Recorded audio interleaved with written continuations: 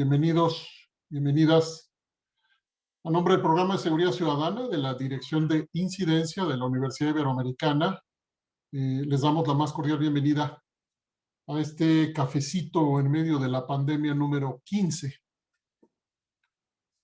Queremos hacer algunos anuncios y luego nos metemos de lleno con la doctora Marisol Ochoa, que tenemos el privilegio de que nos acompañe el día de hoy.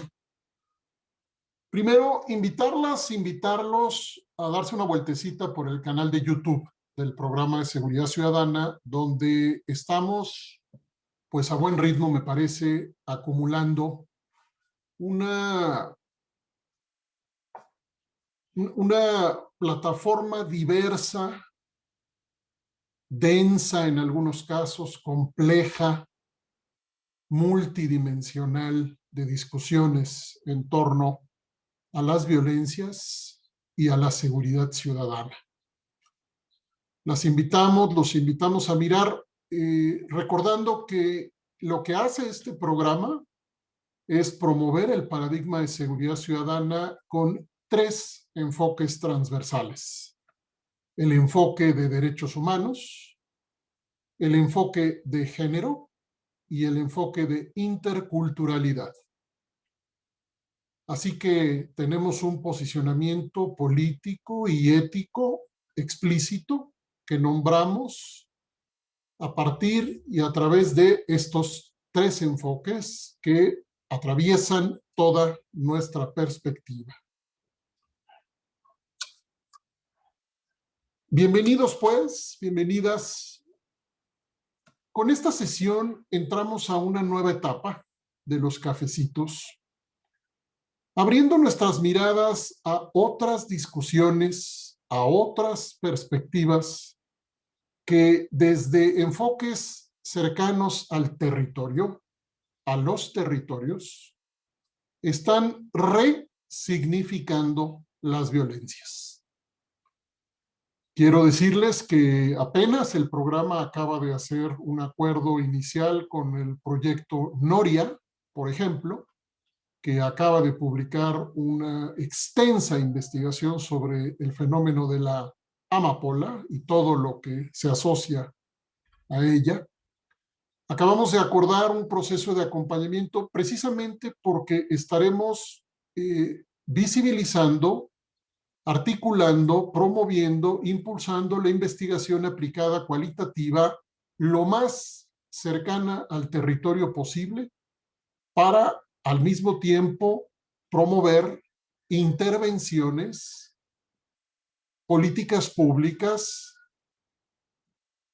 formas de resistencia y activismo social que estén cercanas, lo más cercana posible a los territorios. Así que en 3 palabras les comparto un salto cualitativo desde nuestra propia perspectiva, y es con la doctora Marisol Ochoa con quien abrimos esta nueva etapa. Arisbet, por favor, recuérdame la fecha de nuestro próximo cafecito para anunciarlo antes de darle la palabra a Marisol. Sí, es el miércoles 24 de marzo, también de 11 a 1. Ok, este cafecito que tenemos hoy lo estamos grabando y lo vamos a subir al canal más adelante. En la fecha que nos acaba de decir Arisbet, vamos a tener la presentación por parte de Guillermo Trejo y Sandra Ley de su nuevo libro, que es un libro, a mi parecer, verdaderamente extraordinario. Libro que habla de violencia, habla de drogas, habla de elecciones, con una pertinencia, pues, mayúscula en todos sentidos. Están entonces ustedes invitadas, invitados a esa otra sesión que la tenemos ya muy pronto también, en un siguiente cafecito, versión pública, directa, por nuestro canal de YouTube. Regresamos pues a la sesión de hoy. Presento a Marisol, profesora de la Universidad Iberoamericana y doctora en Historia. Se ha especializado en violencia y derechos humanos, desde el análisis del fenómeno criminal y su reconfiguración en el tiempo y espacio, particularmente en el caso de Tamaulipas. Ella contestará las siguientes preguntas. ¿Por qué estudiar la violencia desde la perspectiva microterritorial? cómo se configuran estos microterritorios y cómo interactúan las criminalidades alternativas en estos territorios. La ponencia se denomina Microterritorios de Violencia, aproximaciones a los espacios delictivos y el desarrollo de criminalidades alternativas. Vaya, desde el título ya tenemos una interesantísima provocación, a mi modo de ver. Quiero contarles que entrevistamos a Marisol a preparar esta sesión, para platicar sobre la posibilidad de esta sesión, y nos quedamos picados, como decimos popularmente. Nos quedamos con una enorme curiosidad por la manera como la doctora Ochoa combina un saber cercano al territorio desde múltiples ángulos. Ella ha tenido función pública, ha trabajado en el área de inteligencia, ha hecho asesoría, consultoría para gobiernos en materia de seguridad y además tiene una carrera académica que, como ya ven, tan solo mencionando estas preguntas que tenemos enfrente, nos invita, Marisol, a tener una mirada, creo yo, auténticamente compleja a lo que son las violencias y la forma como el Estado está actuando frente a ellas, así como la manera como se construye y reconstruye las violencias desde los propios territorios. Bienvenida, Marisol. Te vamos a dar una media hora, si te parece, y luego vamos a abrir la mesa. Está abierto el chat para que anoten sus preguntas. Yo voy a ir haciendo, voy tomando nota de las preguntas, pero también al momento que abramos la mesa, pues solamente levantan la mano y iré dando la palabra para que esto sea una auténtica conversación. Nuevamente, bienvenida. Adelante. Muchas gracias, doctor Ernesto López. Gracias, Arisbet, de veras por la invitación. Gracias a todos, me siento muy honrada y que realmente estos temas hoy por hoy yo sé que no han dejado de importar, pero sí hay un cambio importante desde que al menos yo inicié un poco esta exploración territorial que ya tiene cerca de, voy a decirlo así, 2001-2002, que es donde me toca a mí tocar terreno, y un poco lo que ha cambiado hace 20 años. He de decir que ahora 2021, desgraciadamente, no voy a entrar a la cuestión de las cifras porque para mí un poco sería también desmitificar la cuestión en la cual muchas veces nos enfocamos en los niveles de homicidio, sino que un poco también mi propuesta o experiencia entró justo por una necesidad de querer comprender la mirada de tres momentos que para mí, si me permiten platicárselos a modo de historia muy particular, fueron importantes. Una fue la cuestión de cómo se entendió el fenómeno criminal que va transitando desde la época foxista, posteriormente la época, no por decir o no, partido o no, para mí no es relevante, sino sexenio tras sexenio, las modulaciones de cambios en torno al tratamiento de lo criminal y un poco toda la perspectiva del discurso en torno al narcotráfico, que fue muy importante, por decirlo así, muy recurrente durante el sexenio del presidente Felipe Calderón, posteriormente una transición curiosa, ya diré por qué, en el cambio con Enrique Peña Nieto y posteriormente un poco el manejo de alguna otra forma en términos de criminalidad del gobierno actual, ¿no? Con el presidente Andrés Manuel. Yo lo que voy pensando y siempre lo he sostenido a manera de crítica constructiva es que cuando entrábamos a los temas, principalmente desde una visión institucional del tema del crimen organizado, como lo queramos llamar, nos enfocábamos sí en una mirada que creo que aquí ha estado muy discutida, unidimensional. Para mí era muy interesante pensar que la perspectiva heredada desde los años 80, incluso en algunos momentos con vinculaciones con fuerzas federales, estas ideas muy recurrentes que a mí me tocó escuchar todavía como periodista, principalmente en Tamaulipas, eran que los grupos del crimen organizado no exploraban en otros lugares, ¿no? Yo me acuerdo muy bien todavía cuando recorríamos el territorio que nos decían, no, el crimen organizado no sale de su lugar, ¿no? Hoy por hoy, y hace más de 10 años, este término de la plaza, que hoy se usa muchísimo en el argot periodístico, bueno, surge posteriormente. Antes era como una cuestión muy alineada y era una visión, por decirlo así, muy centralizada. Quiero pensar que estas explicaciones que se van dando a partir del cambio a la democracia, en efecto, pudieron haber incidido y que los cambios de transiciones políticas, que ya también son hipótesis que han estado trabajadas, muy bien documentadas y muy interesantes, no discutimos que no hayan imperado mucho en esta nueva forma de entender la reconfiguración de los espacios. Pero aún así, todavía había una resistencia por el 2000, 2005 de pensar que posiblemente las constituciones de los estados, por decirlos territorialmente, estaban sufriendo desagregaciones en términos de control político y, por supuesto, control policial.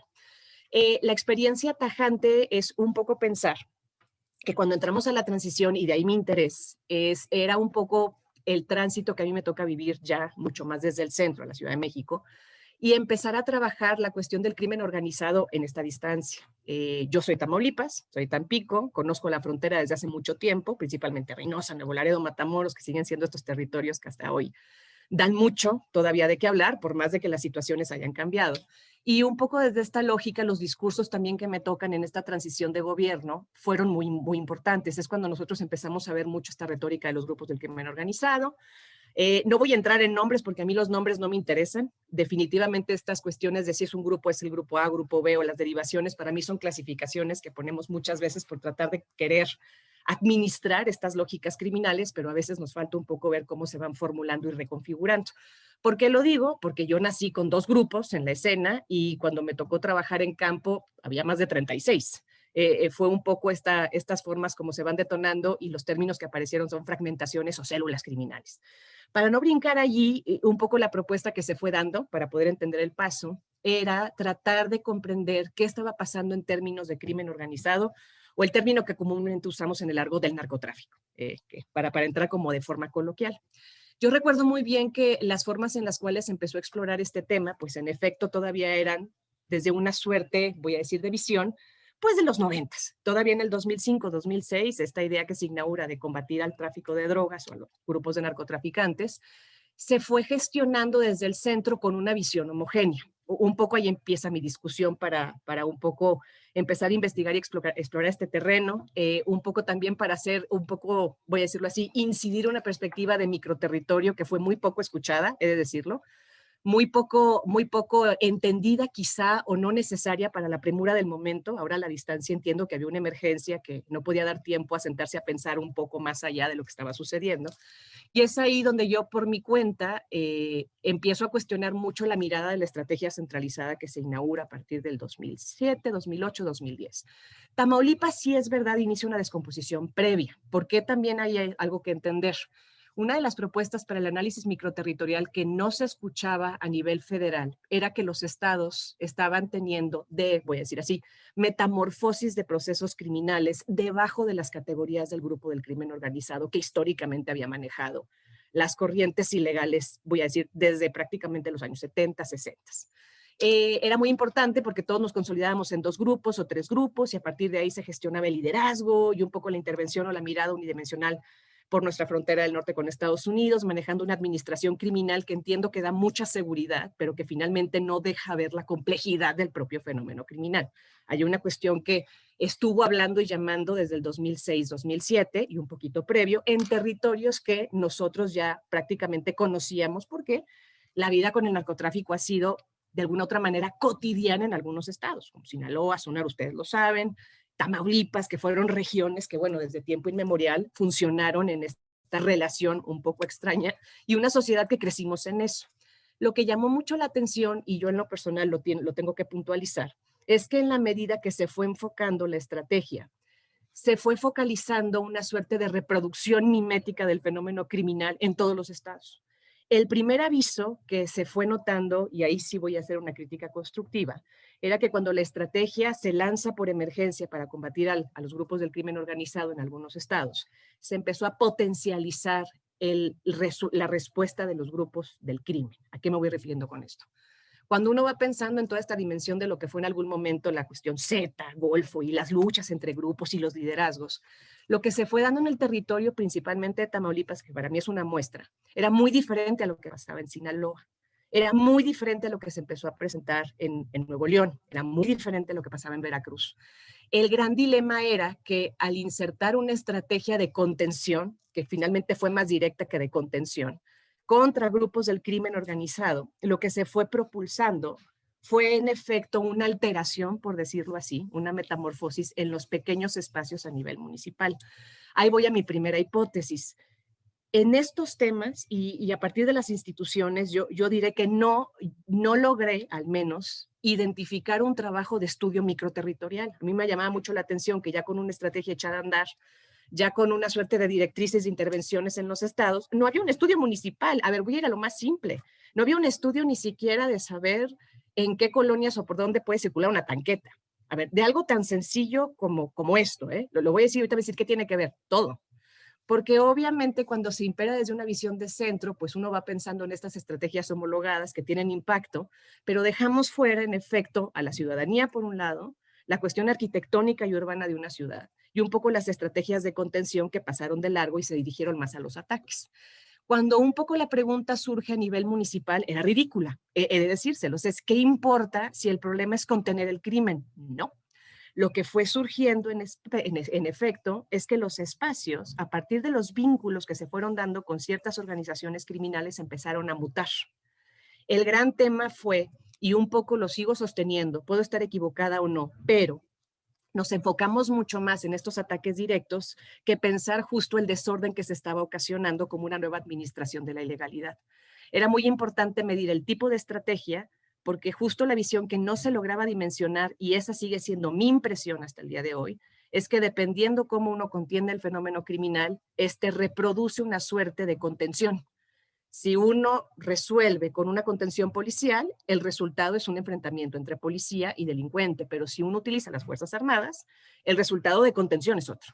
Es decir, había una suerte de recepción muy interesante entre los grupos que se empezaron justamente a contener desde una lógica muy distinta que el Estado no lograba percibir. Era ahí un poco donde empezamos a ver grupos y grupos, pero cada vez se armaban, seguían estrategias, se reproducían. Y estoy dejando de lado el tema de la corrupción, los cambios de las esferas políticas policíacas, que por supuesto están inmersos, pero que también pasaron a segundo nivel. Es decir, eso en el momento que imperó por la emergencia, de pronto de una necesidad de contener el crimen en México, que si ustedes recuerdan muy bien, ya era claramente visible a partir del 2008, 2010, 2011, y que empezamos con la acumulación de decapitados y los descuartizados y toda la cuestión que se empezó a dar. Lo que también nos hablaba mucho es que se estaban dando reconfiguraciones no solamente de los espacios de operación de los grupos criminales, sino que estaban ingresando una suerte de lógica económica muy interesante que también se dejó ver en algún momento en la crítica institucional, se trató de dar a conocer del outsourcing criminal. Algo que era muy curioso, y ahí sí lo tengo que decir no como hipótesis, como una cuestión muy importante por el trabajo de campo que realizamos, no de ahora, por mucho tiempo, era que justo cuando se reporteaba en las zonas tamaulipecas, en efecto había grupos del crimen organizado, en efecto había organizaciones, nadie lo ha discutido hasta la fecha y hay muchísima información sobre esto y narrativas, involucramientos de esferas policíacas, políticas y miembros de la sociedad que hasta el día de hoy todavía circulan en los medios. Pero lo que sí había era una suerte de límite en el contacto con la sociedad. Eso, vaya a decir, no ha podido ser de alguna otra manera contraindicado. Los grupos del crimen organizado funcionaban como asociaciones, sí, de alguna otra forma, por usar el término que me viene a la cabeza, pero no se involucraban directamente con la sociedad. De ninguna manera había un vínculo y si algún miembro de la sociedad se quería involucrar, había reglas clarísimas hasta en las horas de circulación, horas de encuentro, horas de vinculación, todo lo que pudiera entenderse en estas relaciones sociales. Lo que fue pasando y esas formas de control que empezaron a verse de forma muy clara, ya a partir del tránsito foxista, que todavía no era tan evidente, pero que ya marcaba un síntoma, a lo que ya, en efecto, en la presidencia de Calderón fue evidente, es esta forma de cercanía con la sociedad que fue completamente inevitable, principalmente con la mano de obra juvenil. Nadie discute que en los espacios, principalmente que antes no eran interesantes para la lógica del trasiego de drogas, porque habrá que recordar que Tamaulipas es un territorio artificial. Tamaulipas no estaba hecho para el tráfico de drogas, se crea a partir de los 80s y esto está muy estudiado. También estaba administrado, porque hay que entender que la lógica criminal tiene su forma de contención y administración para que el negocio no desaparezca. Voy a decirlo así, se poró por completo a partir de las nuevas lógicas y nuevos agentes en el campo de juego. Esto va de la mano con la idea de cómo estos grupos dominantes empezaron a fragmentarse con una estrategia que hoy ha sido muy cuestionada sobre romper liderazgos. Estos liderazgos que de alguna u otra manera en las organizaciones criminales mantenían una suerte de balanza, equilibrio, vamos a decirlo así, de alguna otra forma implicaban entre la legalidad y la ilegalidad, vienen siendo descolocados y al mismo tiempo surgen nuevas formas de organizaciones internas que generaron un desorden. Un desorden, si me permiten decirlo, que también funciona como orden, que es un poco una lógica que parece caótica, pero no, es una lógica muy interesante, muy predatoria, que creo que es lo que por parte de la institución no se planeó, no hubo un futurible sobre lo que se estaba organizando a partir de la famosa decapitación de liderazgos criminales. Que un poco la cuestión del análisis microterritorial a mí me ayuda mucho a entender esto. Antes de ordenar algo, insistimos mucho en esto, hay que ver lo que vamos a desordenar. No se puede entrar directamente a una estrategia si no vemos el sometimiento de las derivaciones. De ahí un poco la intención de empezar a trabajar a nivel microterritorial toda esta nueva perspectiva de aproximación a los espacios de experiencia. Cuando empieza a darse esta alteración, que para nosotros fue muy complicado, en lo personal para mí darle a entender, era como decir, no, lo que pasa en Ciudad Victoria no es lo que pasa en Reynosa. Y lo que pasa en Reynosa no es lo que pasa en Matamoros, porque hay fronteras, ni siquiera es una frontera, uno no puede idear una estrategia fronteriza, que lo decíamos mucho con el gobernador, hay que trabajar fronteras con ese, porque la geografía matamorense tiene un vínculo con Estados Unidos muy diferente a lo que le puede pasar a Reynosa, con McAllen, o lo que le pasa a Nuevo Laredo. Hasta ese punto de ser minuciosos, obviamente, repito, por la premura del tiempo, no se lograba como comprender que los espacios de operación criminal se estaban reconfigurando. Y no solo eso, empezaron a incidir justo en las formas de hacer estrategia por parte de las instituciones. Es donde ahí vamos pensando cómo estas nuevas criminalidades que se dieron en los pequeños espacios de incidencia empezaron a recolectar una suerte de lógica que para mí es muy interesante, que la denominamos el outsourcing criminal. Era fabuloso el outsourcing criminal. Era una forma de reclutamiento que operaba a un nivel muy básico. Era una forma prácticamente de reconducción de ganancias muy interesantes y que al mismo tiempo empezó a dar una inmediatez, si me permiten decirlo, a una nueva forma de apoyos sociales que no es la que vemos ahora, que en ese momento nosotros denominamos GAS. Estos grupos de operación social, que fueron bases que ya no necesariamente estaban, como en algún momento se piensa, sometidas por grupos criminales que requerían ciertos territorios para guardar mercancía, droga, armamento, sino que ahora incidían al mismo tiempo no solo en la protección, sino en la acción. Y eso fue generando que los municipios también se volvieran centros administrativos y también prácticamente de desarrollo de actividades ilegales, cosa que antes no era. Por eso era muy complicado hacer entender que la geografía criminal se estaba modificando. Eso, un poquito para ir resumiendo la primera idea de por qué estudiábamos la violencia a nivel microterritorial, he de decirlo, no se daba, y si se daba era desde una visión muy organizada. Una visión organizada, que quiere decir centralizada y principalmente dirigida por las fuerzas federales, lo cual está bien, pero obviamente la mirada que está muy calculada no puede comprender las incidencias de los espacios de experiencia. Es algo, se daba por hecho una suerte de cálculo de cómo se opera y al mismo tiempo, pues las viejas fórmulas en torno a lo que generalmente se incidía desde los organismos, voy a decir, encargados de contener la violencia, trabajaban en esas mismas fórmulas. Más allá de lo que implicaba, repito, los cambios de esferas políticas, la corrupción, la incidencia electoral. Lo que abre la puerta al segundo modelo, que es para mí cómo se comenzó a pensar la reconfiguración de los territorios prácticamente criminales. Algo que estaba fuera del escenario era que las geografías cambiaran y obviamente lo podemos sostener hasta el día de hoy. La geografía no cambia, lo que cambian son los usos de la geografía.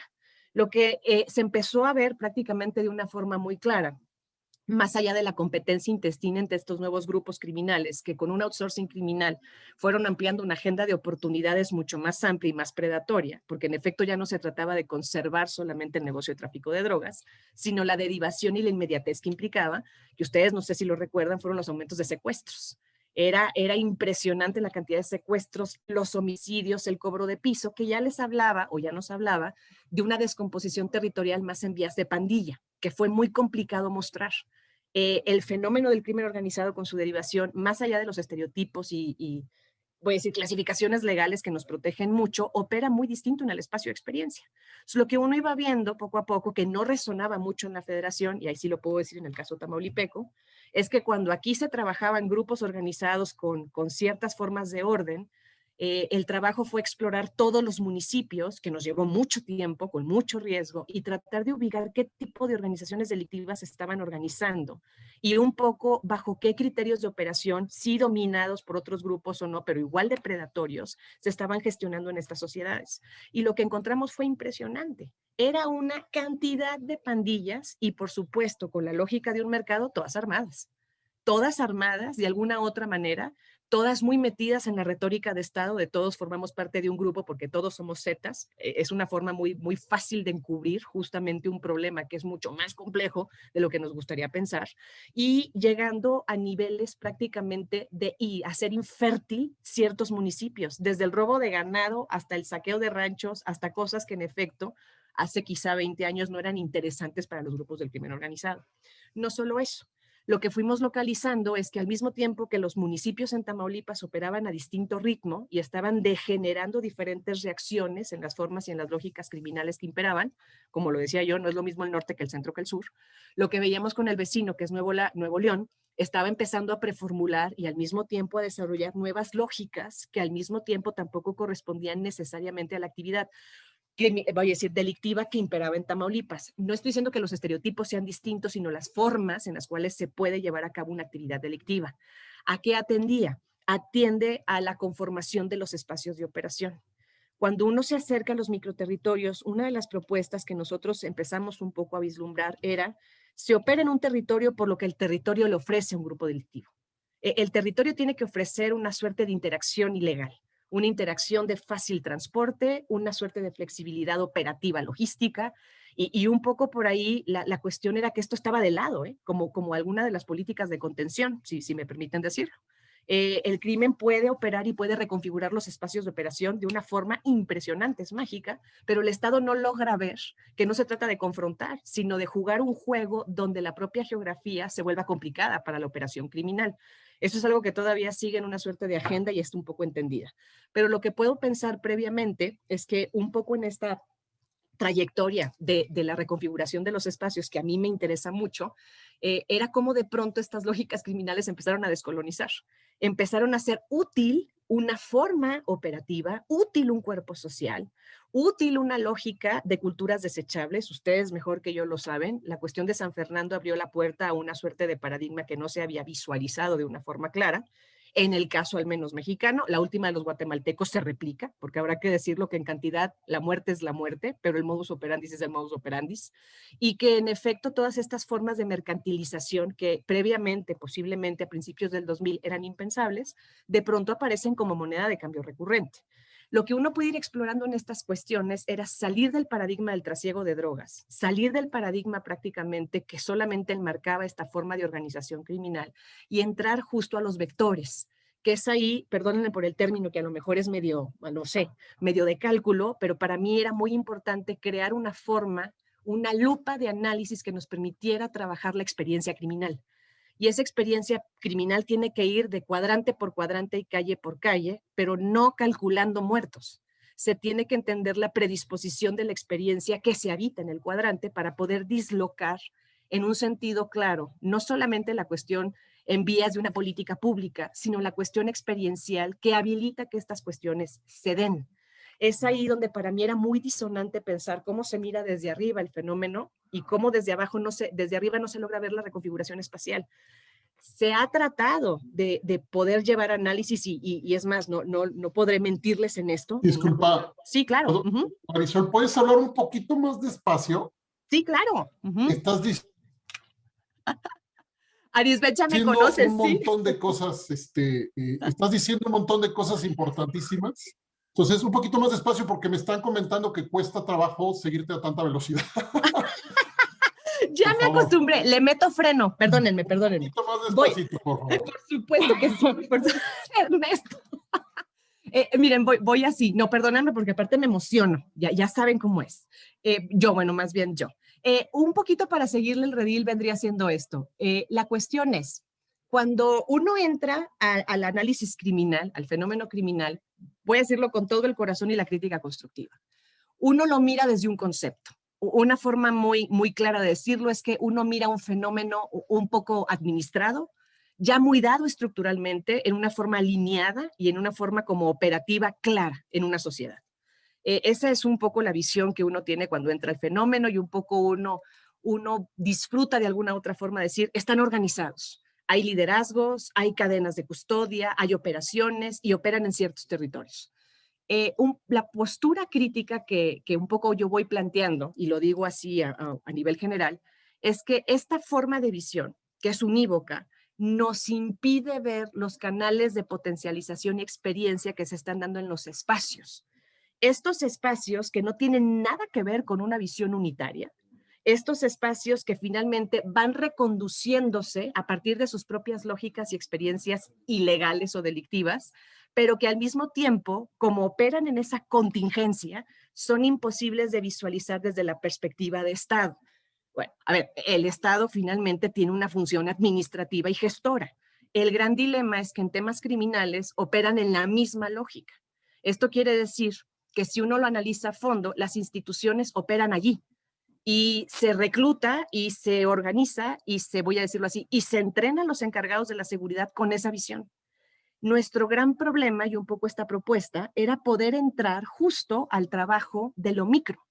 Lo micro en todos lados, si ustedes lo piensan conmigo, lo micro en todos lados, la cuestión del sujeto a nivel individual. El individuo nunca está dado por hecho. El gran dilema es que cuando uno entra a lo micro territorial, sería el equivalente a trabajar el despliegue subjetivo. Eso implica que el crimen todo el tiempo está migrando. Es una suerte de metamorfosis ideal en los espacios de experiencia. Eso implica que cuando el crimen no se entiende desde esta perspectiva, que tiene que ver con la contingencia y la multiplicidad, la lógica estratégica solo abona a su fortalecimiento. Porque si la lógica estratégica busca ordenar lo que ve, el resultado siempre es una alteración.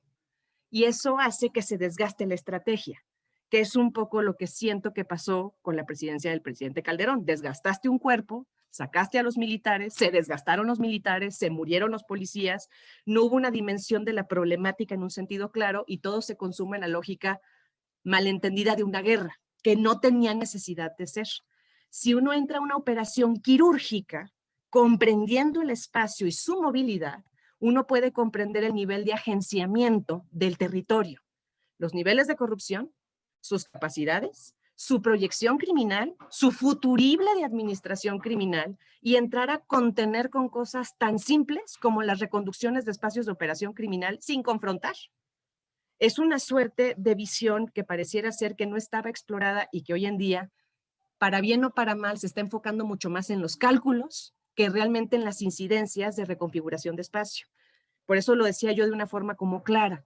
Si uno quiere ordenar algo, pero no tiene la conciencia de lo que va a desordenar, un poco no sabemos sobre qué está planeando. Las dimensiones que hablan de estos espacios microterritoriales implican esto. Toda estrategia que aplica el poder centralizado automáticamente va a tener que afectar la organización delictiva y no necesariamente para debilitarla. La puede fortalecer, que fue lo que en nuestro caso sucedió y sigue sucediendo. ¿Qué sucede? Que la idea de la pirámide donde la federación de alguna otra manera potencializaba el orden, hoy está invertida. El poder está en los municipios y está en las regiones. Ni siquiera los presidentes municipales en muchos casos tienen incidencia porque las bases de porosidad justo aprovechan estas circunstancias para poder afianzar sus procesos de ilegalidad. Eso nos va creando cadenas de relaciones mucho más amplias, comercialmente interesantes. Lo que antes solamente imperaba de un municipio a otro, ahora se vuelve más complejo porque ya ni siquiera se puede planear a nivel estado. Se tiene que planear a nivel literalmente municipal o interregional, que es un poco lo que hoy se le sugiere a los estados. Ya ni siquiera podemos decir la estrategia para Tamaulipas es A y para la de Veracruz es B. Lo que habría que ir comprendiendo es que en esta multiplicidad, por eso a esto un poco nosotros le denominamos contingencia, asumir la contingencia es asumir la incertidumbre de la movilidad criminal, un poco nos ayuda a entender que cuando uno se adentra a explorar los espacios de experiencia y las nuevas formas de agenciamiento, y por esto me refiero a nuevos agentes interactuando en los negocios criminales, que también es muy importante, nuevos perfiles, nuevas edades, géneros entrando, porque esto es de hombres y mujeres, yo lo decía mucho en algún momento en algunos seminarios, como también la capacidad de injerencia e interacción un poco en los grupos criminales ya no es tan organizada y especializada como lo pensábamos antes, donde ahora cualquiera puede tener un arma y puede incidir dentro de una cadena pagando una cuota para poder trabajar, lo cual se ha vuelto un negocio fabuloso. Yo lo digo en el caso de Tamaulipas, que es donde encontramos de pronto pandillas operando y haciendo cierto tipo de actividades ilegales inmediatas muy interesantes, donde solo pagan un derecho de piso a otro y así se va haciendo la cadena de custodia, lo cual da una capacidad y una dimensión de enriquecimiento impresionante. para que las armas sigan circulando y que al mismo tiempo estas lógicas de, voy a decir, predación y cooptaciones de espacios, principalmente, sean muy interesantes y vitales, y con la misma pueden moverse a otro lugar. El gran dilema es cómo en los 80s se pensaba en la inmovilidad criminal y cómo a partir del 2007, 10 y hoy, estas cuestiones de metamorfosis criminal son la regla, en pocas y efímeras palabras. Es ahí donde posiblemente hoy los nuevos estudios se enfoquen mucho en la intervención de las elecciones en las reconfiguraciones locales, que es ahí donde es una de las variables que más hoy puede cotejar la hipótesis de estas nuevas formas de comportamiento criminal. Yo diría sí, pero al mismo tiempo tienen que ir acompañadas de una nueva perspectiva policíaca a nivel local, donde más allá de fortalecer un poco, habría que entender primero el espacio y luego el agenciamiento de lo que se pretende policíacamente o militarmente sobre eso. El gran problema es esa deriva microterritorial que hoy va recondicionando las propias políticas de Estado. Es ahí donde creo que el problema se invirtió de una forma muy, muy importante. Entonces ahí creo yo, de alguna otra manera, que nos enfocamos mucho, y voy a decirlo de una manera a lo mejor en la cual yo creo, muchas veces cuando nosotros asumimos los datos, y los datos son los que nos protegen, pues pensemos también en lo complejo del dato, en la conformación del dato, a simple ojo de buen cubero, en el cálculo al cual cómo se van creando, y por eso entiendo la pregunta del indicador, o creamos nuevos indicadores o asumimos que el indicador puede variar. Y es ahí donde, repito, complejo, y tenemos que tomar decisiones bajo cálculos, pero no podemos dejar fuera la contingencia que impera en estas formas de calcular. Una suerte de flexibilidad, si me permiten, es una opinión muy personal, en las formas de comprender el fenómeno delictivo desde estos sitios, que tendrían que ver más allá, justo por eso, un poco lo que voy diciendo desde estas lógicas muy administrativas, y perdón que se los diga yo, pero entre la experiencia de campo del caminar y el caminar, entre la impotencia de que muchos no van a ir a denunciar y que otros nunca más van a poder denunciar, entre que jamás se va a poder pasar la voz de experiencia de lugares completamente sometidos a las lógicas delictivas. A ver, hay lugares, y no, ustedes también lo saben, hay lugares donde ni siquiera uno se atreve, siquiera acercarse, y menos con el policía, a una agencia del Ministerio Público. No hay manera. No hay manera, porque los canales también se van haciendo para impedir justo que una denuncia ciudadana pueda ser literalmente vital. En algunos sitios podrá prosperar una mesa ciudadana, en otros no.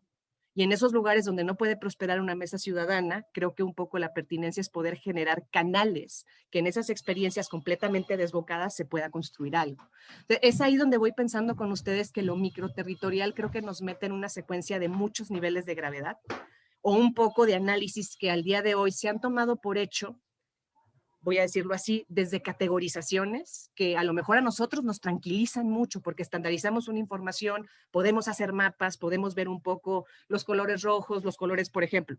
Hay instituciones que cuentan y uno lo agradece, pero que cuando uno realmente levanta los testimonios más o menos someramente lo que se puede en campo, pues obviamente hay siempre una protección de cifra negra enorme, que eso va distorsionando un poco las medidas en las cuales puedes alinear una estrategia o una intervención, que son muy diferentes. Entonces, cuando uno entra a esta exploración de cómo van interactuando estas lógicas, y me permiten pensarlo, el centro, más allá de poder catalogar al crimen como algo dado, es un poco pensarlo como algo siempre en porvenir, que es ahí donde para mí es muy interesante ver todas las variables que permiten que estas formas de criminalidad puedan empezar a transformarse, que las potencializa. Voy a tomar un ejemplo. Ernesto, por favor, me dicen si hablo demasiado o ya me voy callando. Un poco el fenómeno que hemos localizado, por ejemplo, en lo personal, en algunos diagnósticos, en algunos estados que nos han pedido es este. Estados muy violentos, muy violentos, municipios muy violentos, un poco ya con incidencia de la Guardia Nacional, si es que funciona tener elementos o no. A veces haciendo el estudio por cuadrante, lo único que hay que consolidar o a lo mejor dislocar, de ese nivel es un poco la intervención, es tratar de proponer una suerte, voy a decirlo así, de alguna manera, de construcción o impedimento que por una calle se pueda circular para que no puedan tener salida fácil. Entonces lo que haces es dislocar el espacio urbano. No hay que atacarlos. O solamente ubicar los lugares de recepción de armas, porque llegan de algún lugar. Y eso ya va imposibilitando un poco la capacidad de acción inmediata. O cuidar solamente un cuadrante de la ciudad que es donde extorsionan y eso empieza a debilitar la cadena de cobro de piso. Es decir, pero no frontal, no llegar con él, es decir, solamente desajustar, ajustar, desajustar y ajustar. Un poco parece ridículo, si me permiten mencionárselos, perdón, de esta forma, pero lo que puede ayudar mucho en estas lógicas microterritoriales es que el uso de fuerza no siempre es lo mejor, ni mucho menos tener más elementos. A veces entre menos elementos es mejor. Es decir, un poco saber qué tipo de experiencia se está habilitando en el territorio, qué tipo de tráfico o al mismo tiempo movilidad criminal se está desarrollando, y eso puede permitirnos ir ajustando estrategias que un poco lo denomino en este trabajo a la medida. Se trata de vestir al municipio a la medida, pero no un poco desde una visión, voy a decirlo así, arbitrariamente general. Eso es un poco lo que a veces sucede. Pero con esto, Ernesto, no sé si un poquito estuvo más. Sí, vamos abriendo la mesita. Sí. Bueno, yo tengo un montón de apuntes y espero que haya interés de las y los demás colegas para empezar a anotarse para hacer comentarios, preguntas, lo que sea. Yo voy a empezar con una pregunta grande que tiene una provocación para ti. Yo tengo la impresión de que tu discurso al mismo tiempo dibuja una profunda disfuncionalidad del Estado vista desde la promesa formal que está en la norma. ¿Para qué está el Estado frente a las violencias? Y por otro lado, tu discurso va filtrando recomendaciones para que el Estado haga las cosas de cierta manera, de cierta manera, de cierta manera. Pero con algunas afirmaciones tuyas que denotan, yo no sé cómo llamarle, pero cuando menos una brutal e incluso criminal negligencia por parte del Estado. Así le llamo yo. Hay que ver lo que vamos a desordenar, dijiste. Cuando yo nací, había, dijiste, dos grupos y luego había más de 36.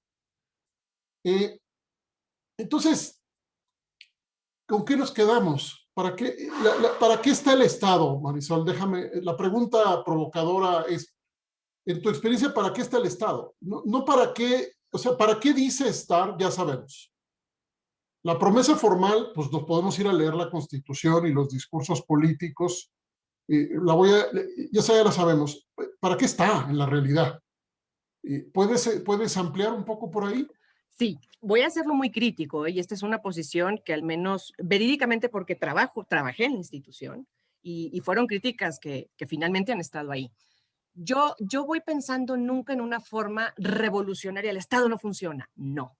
Lo que digo es que hay que reconfigurar la visión operativa de un Estado para que deje de gestionar y pueda incidir, que es muy distinto. Y eso implica una flexibilidad, voy a decirlo así, salir de una zona de comodidad en las formas de observación. Hay que entrar a la complejidad y eso implica cambiar organigrama y eso implica cambiar visión, eso implica descentrar pensamiento. Y eso es lo que creo que ha costado mucho trabajo, así como cambiamos generacionalmente, así como se reconfiguran los espacios públicos y las sociedades empezamos a movilizarnos con otro entendido. Creo yo que de alguna otra forma la visión de Estado, si lo podemos considerar, yo lo voy a decir desde una visión legalista, se ha quedado en un sitio que inevitablemente lo está fragmentando, la propia inercia de la movilidad del espacio de experiencia. Inevitablemente cada vez escucha menos y ve menos. Y eso habla de una incidencia donde creo que nos corresponde de alguna otra manera entrar a dar justamente una perspectiva de acción, pero no una acción en contra de, sino una suerte de aperturar, una suerte de intersticio que nos ayude a flexibilizar y abonar justo en las formas de incidir de una manera más activa, pero no gestora solamente. Creo yo que de alguna otra forma, Ernesto, y me gusta mucho la pregunta y lo digo con la sinceridad que me amerita, yo lo que voy pensando es que si es una suerte de urgencia de tener que reorientar las formas en las cuales el Estado observa y el Estado actúa. De ninguna manera pienso en una suerte de desorden, por eso te digo, a mí me gusta más la cuestión de incidir, aprovechar el intersticio, voy a usar una palabra que posiblemente es inadecuada. Yo fidedignamente no creo, es cuando alguien se rompe el brazo, pero a veces nada más te lo dislocas. Hay que dislocar la visión para crear este rango de flexibilidad y poder movernos un poco mejor. Es ahí donde un poco el punto es, somos reactivos pero no proactivos, y esto tiene que ver, cuando queremos entender la proactividad, solamente administramos más de lo que hay, pero no hay este espacio para poder modificar lo que hay. Y es ahí donde voy pensando contigo esta intervención. El Estado está. La función gestora, creo que hoy por hoy, no sería quizá la prioritaria, sino que habría que empezar a hacer pertinente otro tipo de intervenciones, pero eso amerita una suerte de recolocación, de posición y todo lo que implicaría la instrumentalización de la institución como tal. Y es ahí donde voy pensando un poco más el tema de cómo el fenómeno criminal nos ha puesto a prueba. Nos ha puesto evidentemente a prueba en todos, voy a decirlo, en todas sus letras. Eso habrá que decirlo. A nivel municipal, vaya, cualquiera que un poco podamos tener la experiencia de ir a lo local, es que de verdad uno se desbarata en algunos municipios. Es hasta ahí a donde hay que llegar. Es lo que evidencia un poco la inoperatividad o el alcance que habría que extender, modificar, perfeccionar o habilitar de otro modo. Definitivamente sí, el crimen puso a prueba o evidencia esa falta que para mí es importante hablarla. En el programa se pregunta si las miradas desde la seguridad, si las miradas desde los aparatos de seguridad, y esto incluye los aparatos de inteligencia, si esas son las miradas suficientes para reconstruir las aproximaciones frente a las violencias. Aquí en algunas de los comentarios y preguntas en el chat emerge, o yo interpreto que emerge la idea de que la vía es fortalecer a los aparatos de inteligencia. Entonces yo te pregunto, ¿nos alcanza el aparato de seguridad, las políticas de seguridad y una buena inteligencia, vamos a llamarle así, una inteligencia situada, profesionalizada, etcétera? ¿Nos alcanza para esta complejidad? Mira, yo diría que, y ahora sí por la experiencia tripartita que me ha tocado observar y vivir, yo diría que la inteligencia es un papel importante, pero no podría trabajar sola sin otros dos apartados que tendrían que ver siempre con una mirada que tiene que ver con las fuerzas federales y con la policía. Es decir, creo que cada rama está hecha para una cosa diferente, muy distinta. Lo que también he sentido, y también me vuelvo a decirlo, lo hablo desde mi punto y lo hablo desde mi experiencia, es que generalmente en las formas en las cuales el trabajo de inteligencia puede operar para que la institución a nivel policial o la Fuerza Federal trabaje, a veces el código es muy distinto. Y es ahí donde creo que las perspectivas de observar el fenómeno delictivo de alguna otra manera desacuerdan. Lo que yo pensaría es cómo lograr de alguna otra forma un diálogo que no tiene que ver con un sometimiento, ni tiene que ver con una suerte de esta es la directriz que se toma, sino poder generar justo esta inercia para poder descentrar lo que las tres perspectivas miran y poder empezar a ver los puntos ciegos. Eso para mí es un poco el punto sensato de una observación.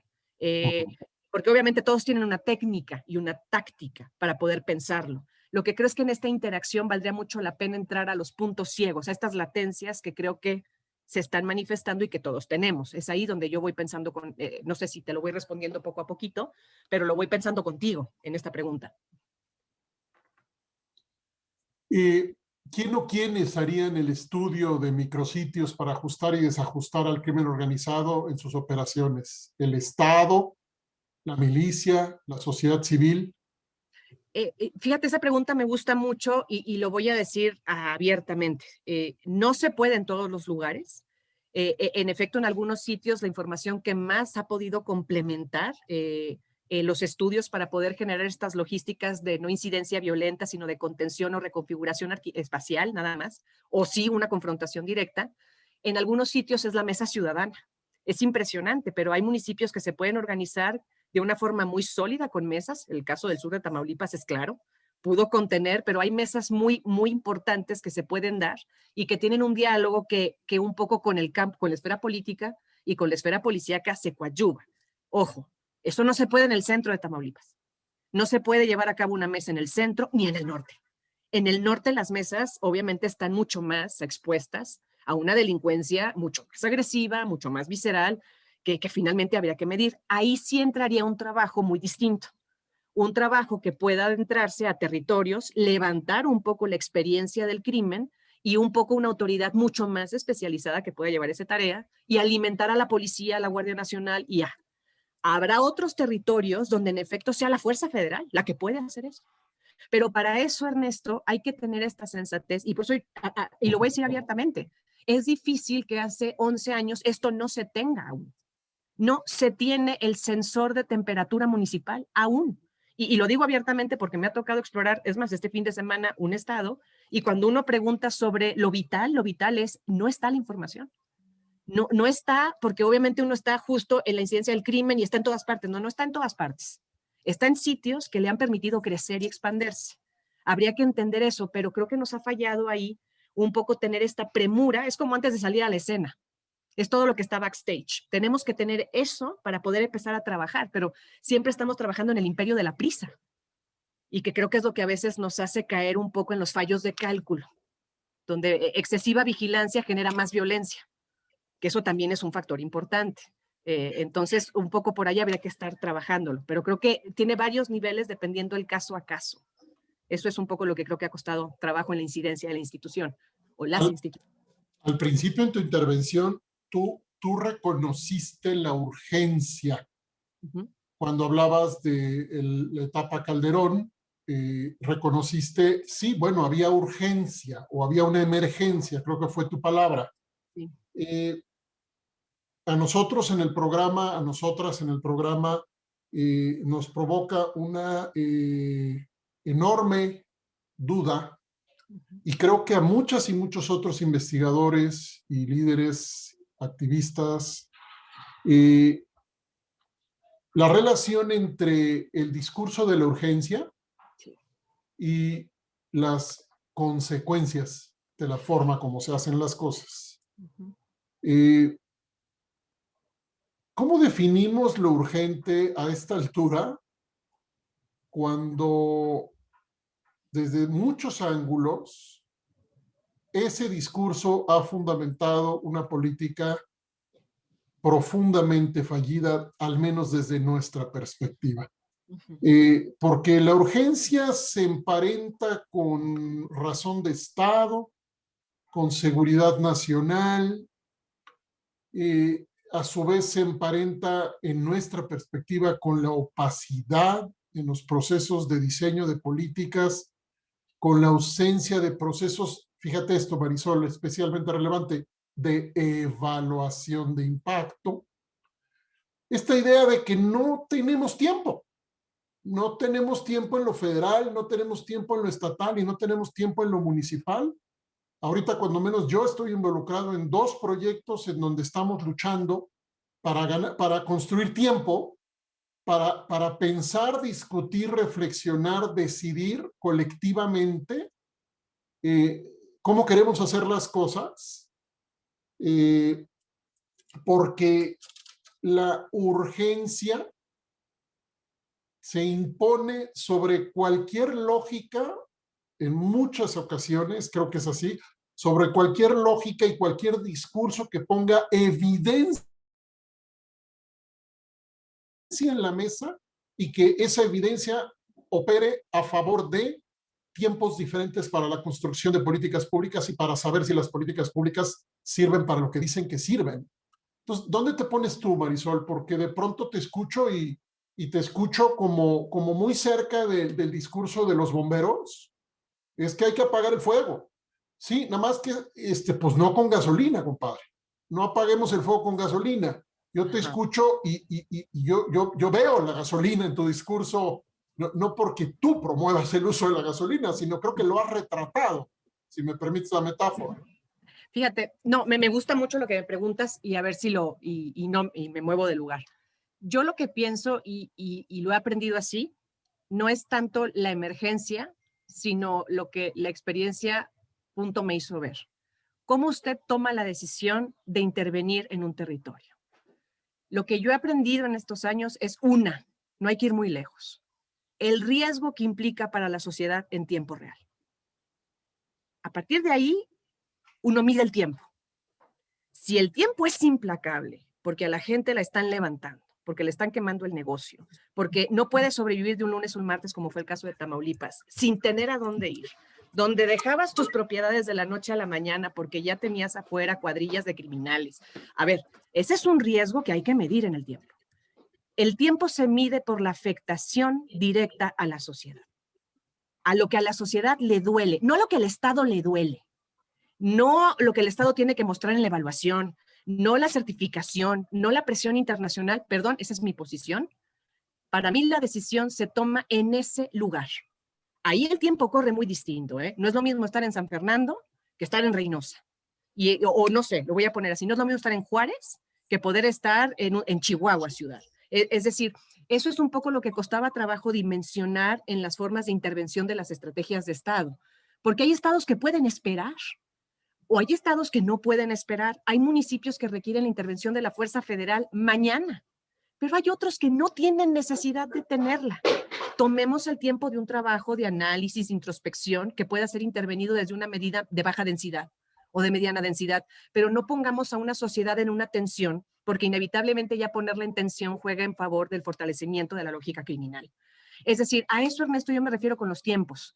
Los tiempos aquí se juegan en un despliegue subjetivo, pero para mí, y creo yo, y lo digo de veras, lo digo con el corazón en la mano, creo que esa sensibilidad a veces se empaña por interés político, por certificación, por evaluación, por discurso, por mostrar, por tener policía eficiente y capaz. A ver, hasta la capacitación policial toma tiempo. Toma tiempo. No se puede sacar aquí a 3 de pronto con una doctrina y no es el uniforme. Es decir, eso implica un cuidado que siento yo que desde este factor que uno mide para incidir o no incidir, para mí es importante, pero cada quien tiene una prioridad muy diferente. Si me lo preguntas a mí, desde este sitio de la seguridad, las decisiones para mí se toman en vías de eso, de la necesidad de una sociedad que no puede más o que todavía puede de alguna otra manera ser intervenida desde otro cuadrante, con otra observación y con una lógica diferente. Es ahí donde yo siento que la gasolina varía. Puedo tener el bote cerrado o no, no sé si me va a entender. Híjole, es ahí donde uno empieza justo a poder calcular. ¿Cómo calculo el riesgo? ¿Hacia dónde va? Es un poco para mí el escenario, los escenarios que puede haber. Pero a lo mejor puedo estar equivocada, pero fidedignamente lo voy creyendo. No, bueno, es que el tema es enorme. Vamos a empezar a darle la voz a otras personas. Diego Alejandro, me parece, es lo que alcanzo a leer es Diego Alejandro aquí. Adelante, por favor, y luego también Arisbet, y después regresamos contigo, Marisol. Hola, Ernesto, ¿qué tal? Hola, Marisol. Buenas tardes. Buenas tardes. Efectivamente, el tema que están manejando es un gran tema, que es poco el tiempo en el cual se está tomando para llevar a cabo, ¿no? Fuera más amplio, la mesa más amplia, con especialistas en el tema, etcétera. Coincido en algunas partes contigo, Marisol, referente a lo que comentabas. Mi punto de vista muy concreto es el siguiente. La seguridad pública, obviamente, no, la cuestión de la incidencia delictiva no debe de recaer en la seguridad pública. Es una corresponsabilidad donde deben de estar sumergidas todas las secretarías. ¿A qué me refiero con esto? En Juárez, tuve la fortuna de estar por allá en el 2009, cuando se desató la incidencia delictiva tremendamente. Ernesto también lo debe de saber. Ahí me tocó estar por ahí cerca. Entonces, hubo mesas de trabajo donde se llevaron especialistas de la UNAM, de todo tipo. Se le estaba ganando tiempo, como bien dice Ernesto, y se estaba avanzando. Pero ¿saben cuál es el gran problema? La falta de continuidad en todos esos grandes proyectos. A la delincuencia organizada se le estaba atendiendo por parte de la seguridad pública, por parte de las ONG, por parte de estudiosos de diferentes universidades, por parte social, pero se acabó. Se acabó y volvió a tomar fuerza toda esa situación. Es un gran tema, en efecto. Sin embargo, no todo debe de caer en la seguridad pública, ¿sí? Yo creo que desde ahí estamos mal. Es una corresponsabilidad de todas las secretarías. Y otro punto importante, los indicadores deben de cambiar. Esto es urgente. Ya tenemos un vicio. Ah, es que subió el delito de secuestro. Ah, ya bajó. Ah, es que disminuyó el delito de robo de vehículo. Ah, ya aumentó. ¿Pero por qué? A ver, espérame tantito. La seguridad pública debe ser como los médicos. Estudiar a profundidad, hacer análisis. Siempre yo he estado debatiendo esa parte. ¿Y por qué? En primera, porque obviamente cuando tú vas a un médico, ¿qué es lo que hacen? Te mandan a hacer estudios para ver cómo andas. ¿Sí? En el caso de la seguridad pública, ¿cuáles son los principales estudios? Ver cómo está socialmente el Estado, ver cómo está la economía, ¿sí? Todos nos enfocamos es que tiene incidencia delictiva alta, y hasta ahí. Pero ¿cuáles son los factores de riesgo que están generando eso? A eso no se le están tomando en cuenta. Entonces, ¿cuál es el gran problema? Que se deben de tomar en cuenta los factores de riesgo para poder empezar a prevenir el delito. Y es todo un tema, ¿eh? Porque por parte de la seguridad pública, lamentablemente, hace falta una metodología, ¿sí? Hace falta toda una metodología que debe de estar homologada para empezar a combatir lo que es el delito por medio de las instituciones policiales. ¿Y por qué no hay una metodología como tal? Porque no hay continuidad, hay muchos cambios, hay buenos elementos, excelentes elementos que se tienen en puntos estratégicos que los cambian, que han dado resultados. Gente con experiencia, gente profesional, con posgrado, con trayectoria. ¿Qué es lo que pasó con Policía Federal? Supuestamente había vicios. Yo no lo considero así. Se tuvo un gran retroceso en quitar ese gran aparato de seguridad. Ese punto es muy importante y muy debatido. Es más de lucha de poderes que realmente funcional. La Policía Federal era funcional, y lo digo con conocimiento de causa. Gracias, perdón. ¿Podemos concluir, por favor?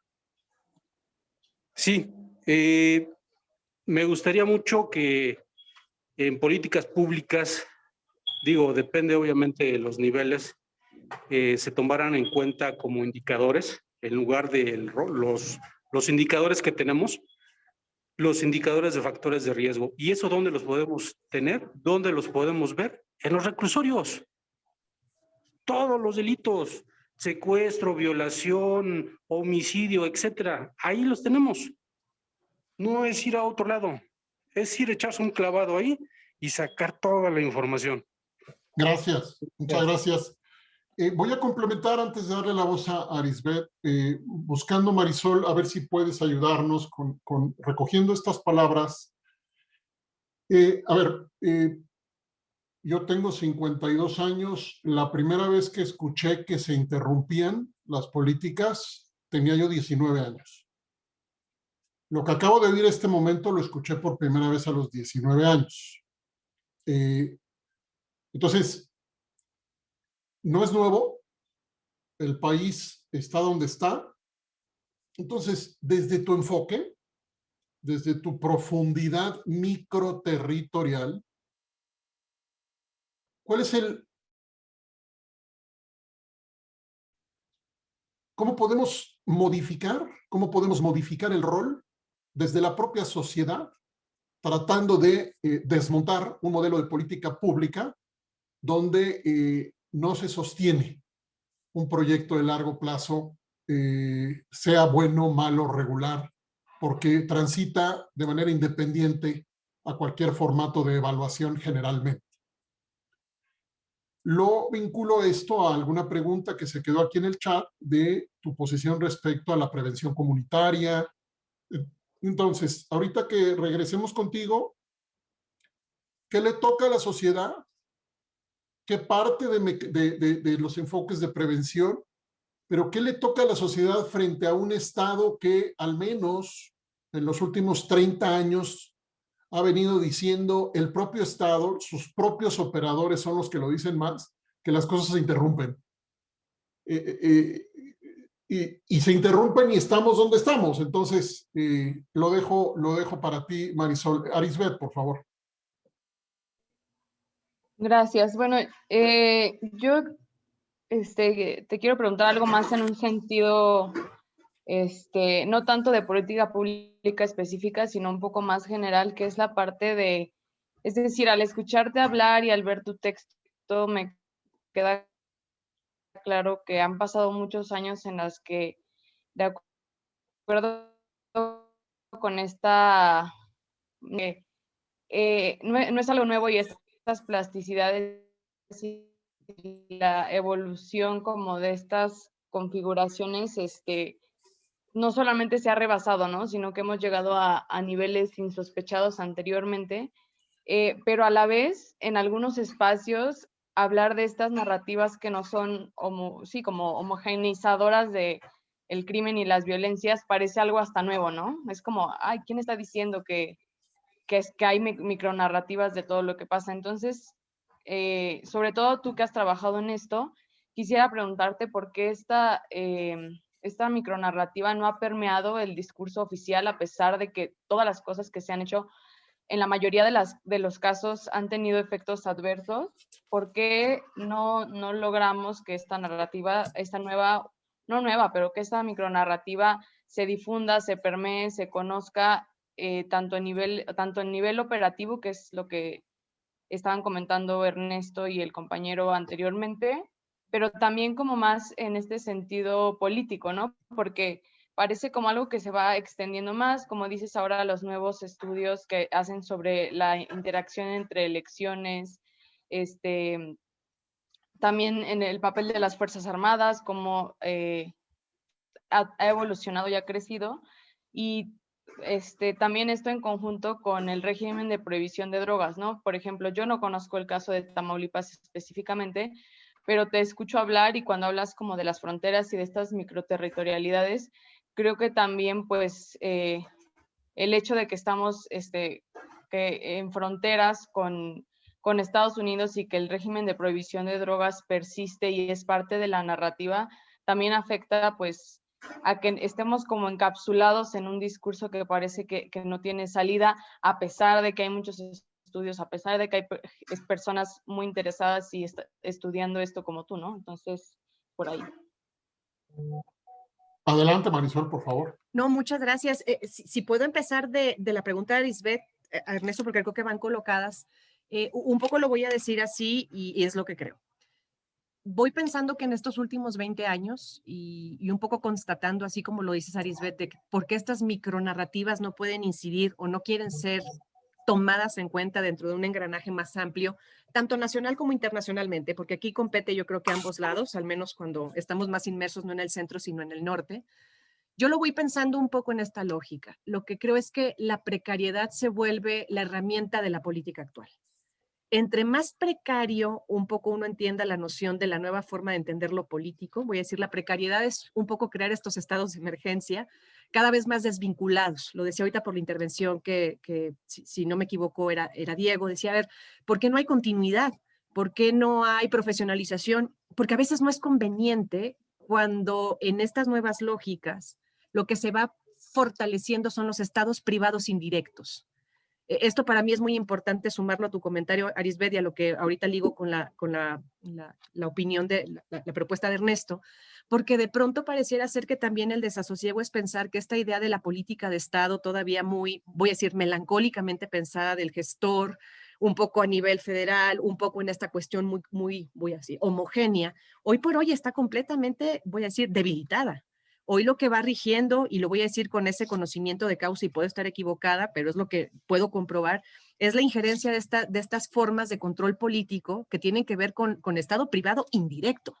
Y ahí hay recursos y hay intereses y que tienen que ver mucho con no mejorar, con no profesionalizar y con no continuar. Porque si eso continúa, el enriquecimiento particular se detiene, y por particular me refiero a lo micro. ya no es interesante. Entre más debilitada esté la secuencia territorial en términos de vinculación con la federación, voy a decirlo así, es mucho más propenso a generar nuevos negocios. Por eso esto que decías de la injerencia o el discurso del otro lado de la prohibición de la droga y no de la droga, generalmente en estos conflictos que para mí son más cuestiones morales que operativas, lo que se incrementa justo es el riesgo y el valor. Siempre que hay una suerte de disonancia con estas nuevas interrupciones de la voy a decir, estos estados privados indirectos, pues nuevamente se van rigiendo en términos de ganancia, no tanto de mejora, por decirlo así. Y lo que voy pensando es que aquí se han sumado las cuestiones electorales, las cuestiones de progreso o no progreso económico, las cuestiones, voy a decir, como ahorita lo decía, ¿no? De mejoramiento policial o no, la capacidad de que una sociedad se pueda organizar o no, todo lo que puede ir empezando a refrendar que las ganancias hoy por hoy están más fragmentadas que nunca. Y eso hace que el juego se haga más riesgoso, pero también, obviamente, hay más interesados en jugar. Entonces, lo que voy pensando en esta cuestión es que más allá de pensar que se despolitice lo político en esta cuestión de no avanzar, creo que ese discurso era muy funcional hace 10 años, donde posiblemente los temas de seguridad estaban politizados totalmente, y esto lo podemos seguir desde 80s, 90s, 2000. Lo que decía Ernesto es que nunca continúa y tienen razón, es un discurso que ha primado. Lo que yo diría que cambió es el efecto de a qué nos referimos con eso. Antes decía que tengan voluntad política, yo hoy diría es que ni siquiera hay voluntad política. No hay oportunidad para eso. Háblale al Estado privado indirecto que está en el microterritorio, a ver quién es. No sé si me voy dando a entender. Es una cuestión muy, muy empresarial la que se está jugando en otros lugares y que creo que tampoco ha sido, voy a decir así, asimilada todavía por una cuestión que tiene que ver con una perspectiva que nos dimensiona moralmente a pensar que funciona como era antes. Ya no es así. Perdón, Marisol, disculpa. No, adelante.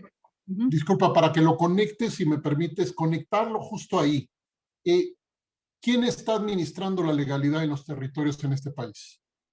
Detente, por favor, otra vez ahí. ¿Quién está administrando la ilegalidad en este país? Ayúdanos a entender con más despacito, un poquito más despacito, quién, porque esto lo van a ver muchas personas, esta grabación. Entonces, tus palabras respecto a eso, con más precisión, mirando al microterritorio, ¿quién administra la ilegalidad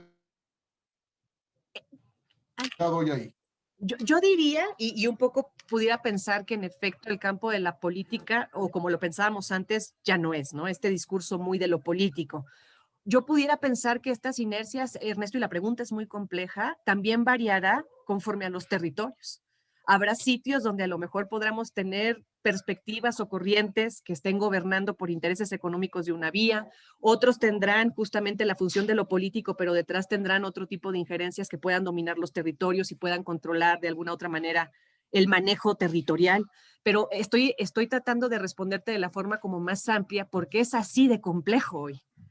La idea de poder solamente resumírtelo desde una tendencia donde, claro, son los malos los que gobiernan, son los buenos, estas típicas formas discursivas de, recordémoslo siempre, ¿no? Va a llegar a la presidencia alguien que venga de un negocio ilegal que fue muy propensa, un poco justificada moralmente hace tiempo. Hoy por hoy yo diría, a ver, pensemos en otras lógicas que convenientemente se pueden visualizar dependiendo justo la prosperidad o no prosperidad de los territorios. Y ahí uno puede entender quién gobierna la ilegalidad, no la legalidad, la ilegalidad de un territorio y que condiciona la legalidad, por supuesto. Yo sí voy pensando y lo voy condicionando más en esta cuestión, más allá de lo que es lo global, donde por supuesto que la noción de entender la cuestión política y la económica han cambiado, por supuesto, y han abierto un paradigma completamente distinto. Y es ahí donde creo que el ojo o tu punto en clave es el núcleo vital para ir comprendiendo qué está pasando con nosotros. Para mí es importante querer comprender esos puntos nodales completamente que formulan justo hoy por hoy la secuencia para poder comprender cómo funciona no solamente un municipio, una región. Ahí es importante, por eso me interesaba mucho, como lo decía Arisbet, ¿por qué de pronto esto no incide? Y yo diría, no incide esta narrativa de lo singular, perdón que vuelva allí, pero no incide porque es tan compleja y un poco al mismo tiempo en esa misma complejidad no puede ser asimilada en lo general. Es ahí donde yo siento, Arisbet, que por eso le rehuimos mucho y un poco lo conecto con lo que decía Ernesto. Es así de complejo y no depende solo de los municipios. Depende toda esta transitoriedad que estamos pensando hoy para poder ir un poquito más abajo. Discúlpenme si voy como haciendo arqueología, pero es como ir viendo las capas y las capas y las capas y voy nuevamente a la intervención de Diego, porque no hay continuidad Y un poco, ¿por qué desbaratas la Policía Federal? Porque un poco se nos olvidaron los pasos previos. Y los pasos previos son donde ahorita deberíamos de estar navegando primero. Es decir, un poco ubicar de qué se está tratando esto. Es donde yo creo que las incidencias a nivel internacional en efecto se han permeado y han modificado las lógicas de estos espacios. No del tiempo, el espacio, que es muy diferente. Esa proximidad nos da una puerta, yo creo, de oportunidad, sí, muy cuestionable. Por supuesto que es incómoda, Ernesto, es muy incómoda para los discursos dados que nos han construido en nuestra realidad mexicana, es sumamente incómodo. Es como volver a empezar, yo diría no, se trata de reorientar y recodificar lo que hay, pero no se trata de empezar de cero ni mucho menos y dar una oportunidad, voy a Ernesto lo que tú decías, dar una oportunidad a una incidencia de acción social más vital, más pertinente, que no se quede en la oposición, porque esto no se trata de quién se opone ni quién está de acuerdo. Se trata realmente del intersticio, de una acción vital en ese sitio de dislocación que nos permite empezar a realmente recodificar y reorientar las cosas, que es donde yo voy pensando la oportunidad de esto social que conlleva obviamente a otra beta que creo que ha estado de alguna otra manera presente, pero desgraciadamente en estas lógicas discursivas, en algunos sentidos sí con incidencia, de mayor o menor medida, o en determinado momento muy condicionada a la política. Y que hoy por hoy, en efecto, creo que eso ya ni siquiera puede ser, no debería de ser un impedimento. Ahí sí voy pensando a la sociedad como una beta de acción, definitivamente, pero así la voy siguiendo. Por eso utilizo esta cuestión del Estado privado indirecto, que por supuesto que no es mía, esa chilmembe, que genera la necropolítica. Él la pensaba en una situación muy diferente y yo la pienso en un hábitat que, más me atrevo a decirte, en mis campos de estudio, en algunos lugares prospera y un poco me ayudó a identificar, claro, esto se va gestionando desde otro sitio donde ni la política entra, está entrando en otro lugar. No sé si me doy a entender, pero es por allí. Pensar en estas, yo te lo decía a ti hace tiempo, en estas formas más indecentes. A veces miramos el fenómeno de una forma como muy cuadrada y es entrar como de una forma indecente, un poquito más transgresiva, por decirlo así, para comprender estas movilidades y variables, siento yo. Es un poco por ahí. No sé si voy armando algo. En un documento, pues para nosotros, espléndido y que orienta muchas cosas en el programa de seguridad ciudadana, Gustavo Vélez, de origen argentino,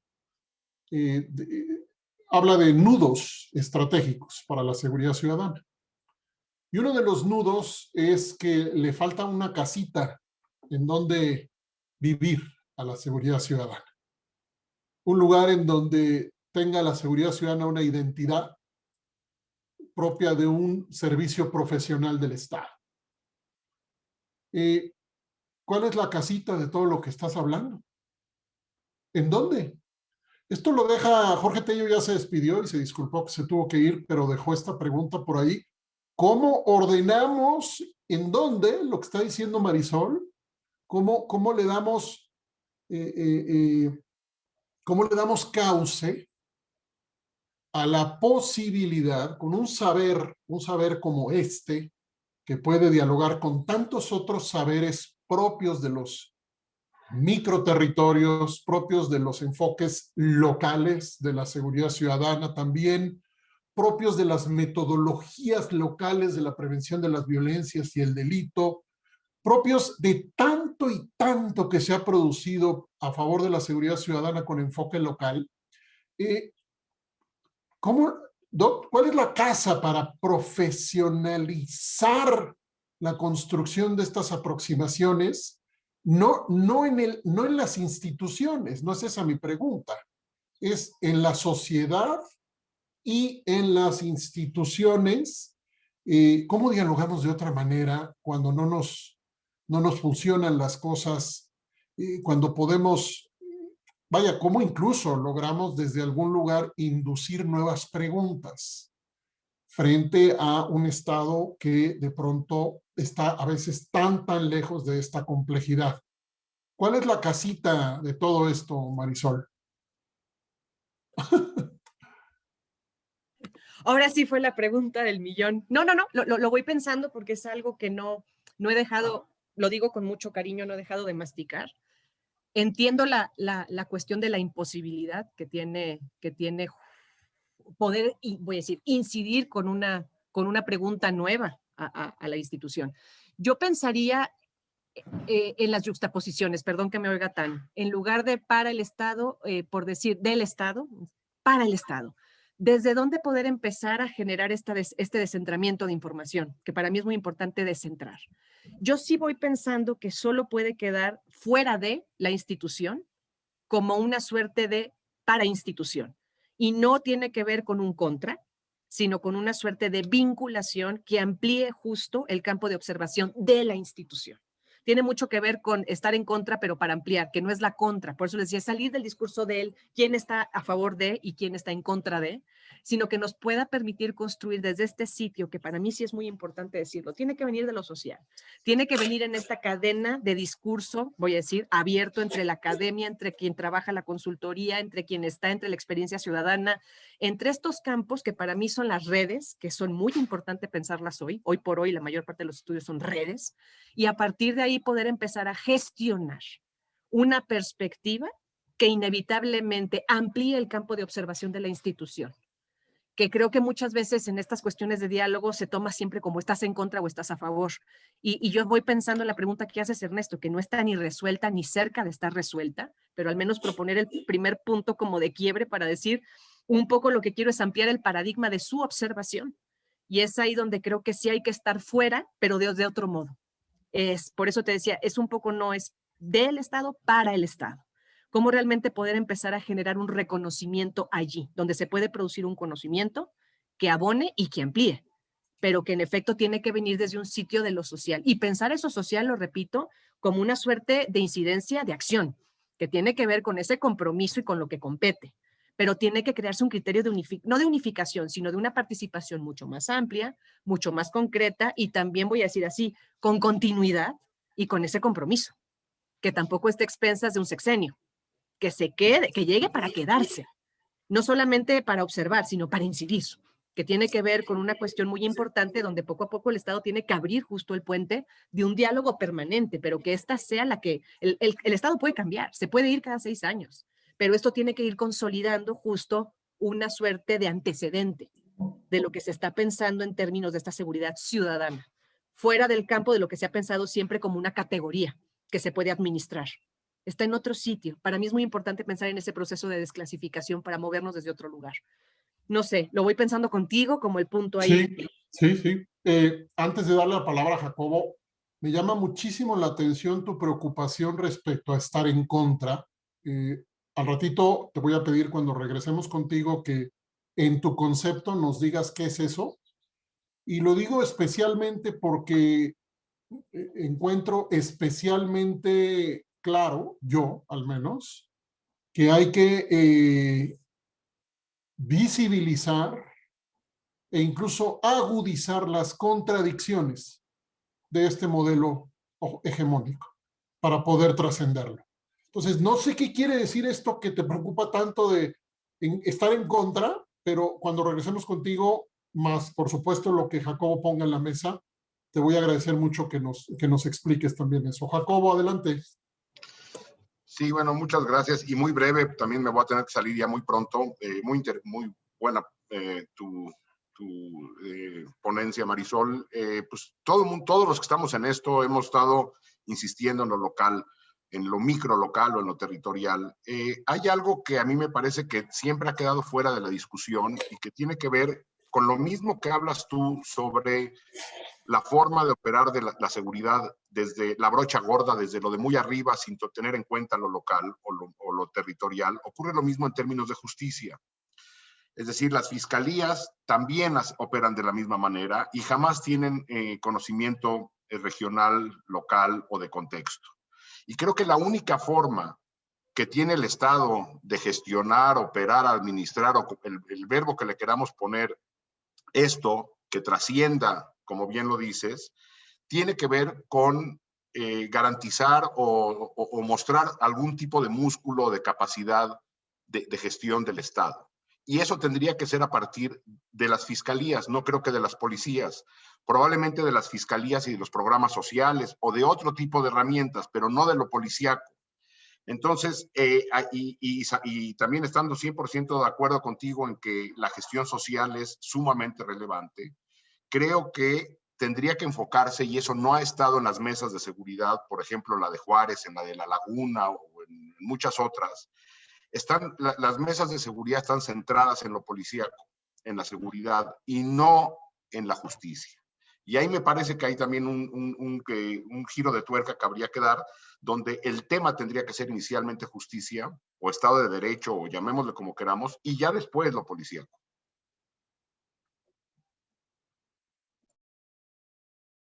Gracias, Jacobo. Coincido plenamente y de veras sí lo pienso un poco. A veces lo voy gestionando así. Yo he pensado que muchas veces la justicia está al servicio de la policía. En efecto, es ahí donde hay que decirlo, ¿no? Tal cual. Yo creo que una de las cuestiones que rara vez decimos, pero que es lo que operativamente está, es eso. El juez está al servicio de la policía. Y ahí hay una ceguera implacable. Yo voy de la mano con esto, ¿no? Rara vez se toma el tema del fortalecimiento de la fiscalía, de todo lo que implica ese sitio prácticamente que acude y que está en contacto directo con lo que acontece, que es ahí donde yo voy dando cuenta un poco de por qué no se le da visibilidad a todo aquello, que es lo que va estructurando justo que las cosas funcionen o no. Yo también comparto contigo esto, no me he encontrado una mesa ciudadana que le dé prioridad, al menos todavía hoy por hoy en forma, estamos más enfocados, y yo quiero pensar que también es esta cuestión de la influencia del discurso de los ciudadanos y la seguridad policíaca como lo primero, cuando uno dice, a ver, no, la seguridad ciudadana compete a voy a decir así, a una estela de factores que habría que estar pensando y trabajando juntos, ¿eh? No se trata de que no te roben el coche, se trata de que no puedo poner una denuncia, se trata de que no debería de poner una denuncia, es todo lo que está previo a. Yo voy de la mano con eso y creo que mucho de lo que también ha faltado y tiene mucho que ver con las formas en las cuales como sociedades sentimos hasta dónde podemos y no podemos hacer las cosas. Hasta dónde nos debe de competir, voy a decir, lo que nos compete y lo que no nos compete. Yo al menos, no sé si ha pasado, Jacobo, yo lo pregunto, a veces me ha pasado en estos caminos locales donde de pronto, si uno tiene contacto en cuadras, te dicen, es que eso no nos toca, o sea, nosotros ya fuimos con la policía y ya pusimos y ya hicimos y hay una suerte de administración que la propia sociedad asume como una suerte de inactividad porque no hay más que hacer. Y es ahí donde voy pensando que la gestión justo habría que habilitarla de otro modo, una suerte que permita a una sociedad reconstituir sus propias facultades de acción. Es un poco, por eso voy con la pregunta de Ernesto, no se trata de la contra, y a lo mejor lo digo en un sentido quizá más amplio, para mí la contra es nuevamente una yuxtaposición que amplía, pero que no se opone, es decir, la contra implicaría que al otro hay que ampliarle justo la acción, pero no para que el otro haga más, sino para que podamos entrar en el diálogo con el otro, que para mí ha sido muy importante porque la institución cuando entiende la contra, es muy fácil catalogarte como el amigo o el enemigo, el sobreviviente o el superviviente, y empieza un trato institucional que ya justamente uno sin darse cuenta tiene la etiqueta puesta. O eres activista, o eres contra, o trabajas para el crimen, o eres apolítico, o eres político. Y yo lo que he pensado en esta historia, un poco en mi vida y con ustedes aquí, que lo digo con todo el corazón, es cómo desclasificamos eso y cómo hacemos que realmente estemos en la cancha pareja, sin las clasificaciones. Para mí por eso es muy importante la contra como ampliación. Y eso tiene que venir de un diálogo, no de oposiciones, de puntos ciegos, de poder llegar a esos puntos de conexión para decir, es que tú no ves y yo no veo. Por favor, sentémonos en este cruce completamente latente para construir algo, pero sin dar la oportunidad a la injerencia, porque el Estado automáticamente puede colocar la oposición y automáticamente eso descarta cualquier posición de acción, de construcción en vías de la sociedad. Por eso para mí es muy interesante que estos sitios parecen muy sencillos de hacer. Hay que habilitarlos y hay que habilitarlos con cuidado, quirúrgicamente, bien pensados, tienen que tener una, voy a decirlo así, una agenda de cuidado. Una agenda, voy a decirlo, muy pertinente, que justo no atienda las necesidades que se esperan que se atiendan en términos de lo que el Estado esperaría, para poder también dislocar la mirada. No se trata por eso de pelear, sino de dislocar, un poco hacerle ver al otro lo que no ve, pero no en un mismo código, no sé si me va a entender, porque cuando uno habla con la, voy a decir, con la institución, pues habla en el código de la institución y lo que la institución entiende es un reclamo. Es siempre él, entonces actúo como actúo, obviamente con el mecanismo de o ignoro o la fuerza. Aquí cómo hacer que es como hablar un poco un lenguaje que disloque y que haga que de pronto uno voltee a ver y diga, tengo que comprender lo que no comprendo. Y que el otro también tenga la facultad de tener ese espacio para poder apalabrar y dar la oportunidad a que eso pueda fluir. Para mí, yo creo que eso, no sé, a lo mejor lo estoy diciendo de una forma muy amplia, pero por aquí lo tengo en mi cabeza un poco en estos tránsitos y en estos testimonios que de pronto uno va levantando, es cómo le hacemos. Y por eso para mí es muy importante la noción de dislocar. Las cosas no se rompen, las cosas se dislocan. En la dislocación siempre hay un campo de ampliación. Siempre hay que ampliar la institución, no cerrarla, ampliarla, que para mí un poco es mejor que haya más a que haya menos, pero no sé si me estoy dando a entender con la flexibilidad. Quizá por ahí yo entiendo la contra, Ernesto. Sí, antes de que te vayas, Jacobo, estamos ya en ruta final. Me inspira un comentario muy particular lo que dices al final y lo que comenta también Jacobo. Hay algo que sí parece estar claro en términos de los paradigmas de seguridad. Cuando se avanza hacia la posibilidad de miradas sensibles y complejas y cuando no. Y lo que nosotras y nosotras podemos sostener, y la experiencia que tuvimos recientemente en la visita a la Secretaría de Seguridad, Convivencia y Justicia de Bogotá, es especialmente relevante, es que cuando al frente de la política de seguridad no está el personal armado, se amplían las posibilidades de una política sensible multidimensional. Entonces, no me quiero poner del lado de la anécdota que podría contarte de 30 años de ver la cerrazón de las instituciones en su inmensa mayoría frente a la crítica social.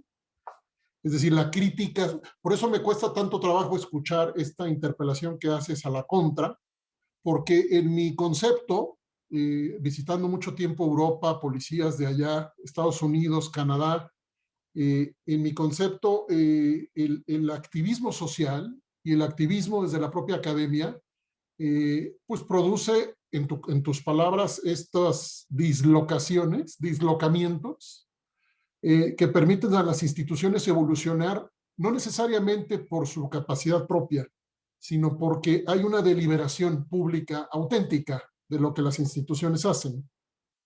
Repito, el paradigma de seguridad ciudadana, entre sus nudos estratégicos, está colocarlo en manos, la conducción de la política de seguridad en manos de profesionales civiles, que están formados en condiciones de sensibilidad ante miradas multi y transdisciplinarias de la seguridad y de las violencias. Quiero leer el resumen del texto que nos mandó Marisol. Quiero dejarlo aquí en la grabación para que nos busquen en el programa o busquen a Marisol y accedan a este material que queremos que lo vea el mayor número de personas posible, porque refresca, critica, inquieta, sacude las miradas hegemónicas. Miren ustedes, es un párrafo nada más. En los últimos años, los comportamientos de determinadas organizaciones criminales han generado reconfiguraciones espaciales en algunos territorios del Estado mexicano. Estas modificaciones pudieran atender a diversos factores donde los efectos de violencia, producto del fenómeno delictivo, solo pudieran ser analizados desde su efectualidad en los espacios de experiencia. Es, entre paréntesis, interesantísimos conceptos esto de los espacios de experiencia. Articulando nuevos modelos de reconfiguración criminal en el entorno, promoviendo la creación de nuevas lógicas criminales descolonizadas que implican controles, cooptación y la implementación de nuevos mecanismos de acciones violentas, modificando las relaciones sociales, políticas, culturales y económicas en algunas localidades de estudio y desarrollando nuevos espacios alternativos de sobrevivencia y existencia. Apenas imaginable la distancia frente a un párrafo como este de la toma de decisiones y de los insumos utilizados para la toma de decisiones por parte de la inmensa mayoría de los aparatos de seguridad y de los gobiernos que apoyan esa forma de actuar de los aparatos de seguridad. Apenas imaginable la distancia. No tenemos a nadie más apuntado para intervenir. Marisol, ¿nos regalas una conclusión, si eres tan amable, para cerrar esta fantástica mesa? Perdóname, tenemos a Yoali apuntada. Discúlpame, Marisol. Adelante, Yoali. Hola Marisol, qué gusto escucharte. Me parece muy importante y muy interesante el tema que nos planteas. Voy a revisar el texto. Sin embargo, me gustaría preguntarte, sé que ya queda poco tiempo, pero si nos pudieras platicar un poquito, ¿cómo se hace el estudio de micrositios? Es decir, ¿cómo se construye la información para este tipo de estudios? ¿Quién, quién la construye? ¿De dónde se obtiene esa información? ¿Quién sería, pensando en personas o en grupos y también en instituciones, quién sería la fuente de información? ¿Cómo se hizo en Tamaulipas? Ay, Yoali, me pones en un predicamento. Pero, pues muy interesante porque me quedo pensando, y ahorita vuelvo a lo que comentaba Ernesto, cuando se inició este proyecto, Yoali, lo digo abiertamente, éramos 2 personas, 2. Arisbet no me dejará mentir, este proyecto inicia desde hace muchos años, muchos años, casi que les gustará, bueno, yo lo puedo compartir con ustedes, cerca de 10, 11 años, es un trabajo de caminar y caminar. Ahora, lo reduzco así para que no se oiga tan romántico. Y creo que mucho de lo que también es riesgoso, Yoali, es que a la altura en la cual estamos hoy, quizá en esos momentos, transitar por territorios era muy complicado en la realidad mexicana. No quiero decir que hoy no, pero fue un momento donde a mí nunca se me va a olvidar que teníamos cobertura de periodistas internacionales que iban cubiertos con su chaleco antibalas como si estuvieran literalmente cubriendo guerras en la frontera, ¿eh? Eso llegó a pasar. Lo que yo te diría resumiendo es un poco un trabajo artesanal.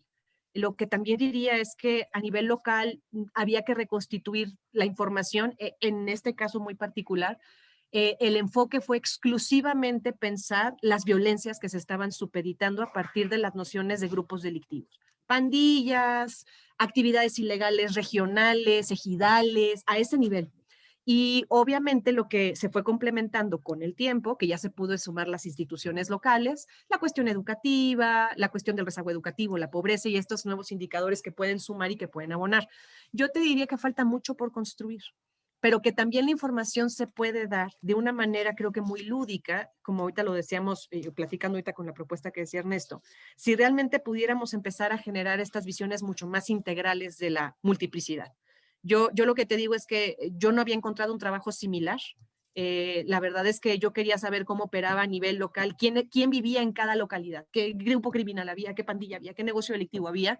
Y cuando uno va y pregunta, pues solamente te atiendes a los periodistas locales, a los reporteros locales. Y es impresionante porque la prensa local, lo que yo ubicaba, es que también alimentaba la fuente federal, pero no había un acercamiento directo porque hay territorios que se volvieron tan hostiles que nadie podía entrar a ciertos territorios, ni siquiera poder levantar, ¿no? Entonces, yo siento que fue un trabajo de muchos años, fue un trabajo de mucho esfuerzo en términos de poder empezar a habilitar este tipo de estudio, este tipo de aproximación y análisis, no muy popular, como te podrás dar cuenta, no muy interesante para muchos, porque obviamente implica muchas cuestiones que, pues bueno, no es lo mismo estar caminando en un sitio que en otro, es decir, así, pero siento yo que con el tiempo, se empezó a crear técnicas y un poco mucho más herramientas para poder aproximarnos a estas formas de visión, ¿no? Que por eso yo lo decía, un poco saliéndome del discurso tradicional de los grupos delictivos con nombre y a mí no me interesa eso, me interesaba ver cómo funcionaba justo la zona, ¿no? Cómo operaba. Y creo yo que hoy por hoy tenemos mayores oportunidades para poderlo elaborar. Y repito, siento que a partir de una nueva intervención de la sociedad, una nueva forma de reorganizar justo estos espacios, puede haber observaciones mucho más claras, y voy a decírtelo así, profesionales que las que en algún momento pues uno le tocó hacer por la premura del tiempo, ¿no? Y como decía Ernesto, por la emergencia, porque obviamente antes no, el tiempo no quiero decir que hoy sea otro tiempo, pero sí ha cambiado, donde uno, bueno, quizá puede pasar por un sitio y quedarse un día, pero antes pasabas y te quedabas 10 minutos, no sé, tenías que, eran cosas como muy interesantes, luego lo compartíamos con otros colegas, ¿no? Que estaban en otros estados, y nos tocaba mucho ver esto. No sé si esto siga o vaya a ser atractivo, te soy bien franca. Creo que hay un potencial, y para mí, un potencial insospechado que pudiera cambiar un poco la realidad en términos de violencia en nuestra sociedad, que no necesariamente se ha podido explotar o a lo mejor no ha llegado todavía a ser tan interesante como debiera, por a lo mejor el grado de complejidad, pero que valdría la pena no desechar. Quisiera yo decirlo así. Que se pueden construir y se pueden perfeccionar técnicas, claro, que se pueden crear colectivos, grupos, que se pueden crear estas nuevas formas mucho más, lo decía ahorita como lo mencionaba Ernesto, ¿no? Yo voy pensando a lo mejor en una forma más permanente y más continua de este tipo de trabajos, donde en efecto estas formas de contrapeso, lo repito así, no por estar en contra, ni mucho menos en términos de, sino como una suerte de ampliación de la complejidad, puedan contribuir. Pero sí, si me preguntas un poco cómo se diseñó esto, voy a serte bien franca, Yoali, primero fue con mucha pasión y luego fue con la necesidad de que las cosas cambiaran, porque pues cuando uno le duele su casa, le duele su casa, y se volvió una cuestión muy, muy de experiencia, y con el tiempo empezó a ser una cuestión mucho más académica y un poco más instrumental para los municipios, he de decirlo así, como una herramienta que con el tiempo ellos pudiesen usar para también entenderse. Es un poco esta cuestión que decían, vas al doctor y te hace un escáner, y en mi sueño, quizá te va a sonar muy extraño, mi sueño es que cada municipio pueda realmente medir su temperatura, de alguna manera, y que pueda poderle comunicar a quien tenga que comunicarle lo que le duele, pero no que el otro que viene de fuera le diga lo que le duele, porque rara vez uno le atina. Es ahí donde creo que por ahí yo voy pensando esta cuestión. Pero bueno, voy en esta parte, ¿no? Por eso pensaba yo ahí la contra, como decía Ernesto, la voy pensando en ese sitio, en un poco poderle decir a alguien lo que te duele, pero no que me resuelvas lo que me duele, ¿no? A mí lo que me pasa es esto, es un poco por ahí, pero pues hay que apalabrar y hay que construir muchas cosas todavía, ¿no? Pero es un inicio, al menos quiero pensarlo por allí. Gracias, gracias Marisol. El programa de seguridad ciudadana no solamente tiene que construir conocimiento, buscar conocimiento, explorar metodologías, conocimiento disciplinar y adisciplinar. Ojo, no solo eso, tenemos una vocación creciente por la articulación de el conocimiento con la construcción de las vías de reducción de la violencia. Antes hubiéramos dicho de las políticas públicas, hoy decimos de las vías de reducción de las violencias, porque las vías a veces no están en las políticas públicas, están en la sociedad, reiteramos. Así que este evento para nosotros, Marisol, es el primer momento que nos tomamos de la mano contigo, como nos estamos tomando de la mano con la gente que está produciendo lo que nosotros entendemos como valor agregado profundo a la recomprensión de todo esto, de manera tal que vayamos tejiendo redes redes y comunidades de habla, de escucha, entre el saber formal a través de metodologías, el saber informal a través de vivencias y la manera como se está haciendo un esfuerzo creciente de múltiples formatos que rebasan incluso a las propias instituciones para reducir las violencias. Vamos a cerrar con un dato que pedí, que me acaba de llegar, para que veamos de qué tamaño es la continuidad o no de las políticas públicas en este país. Contéstame, Marisol, la siguiente pregunta. ¿Cuántos secretarios de seguridad pública crees que ha habido en los últimos 32 años en Ciudad Juárez? ¿Cuántos crees que serían muchos? ¿En los últimos 30 años en Ciudad Juárez? ¿Cuántos creo que serían muchos? De 1989 a la fecha, son poco más de 30 años. ¿Cuántos secretarios de seguridad pública municipales se te harían muchos? Se me harían demasiados 31. Ok. Ha habido 24 secretarios. En los últimos 20 años ha habido, en los últimos 10 años son 20. En los últimos 10 años son 20 secretarios. Entonces, digamos, la evidencia es tan contundente del tamaño del colapso de las políticas de seguridad y de muchas cosas más que están atrás de las políticas de seguridad. La evidencia es tan contundente, siendo Ciudad Juárez un lugar que vendió al mundo un supuesto éxito, 20 secretarios de seguridad en los últimos 10 años.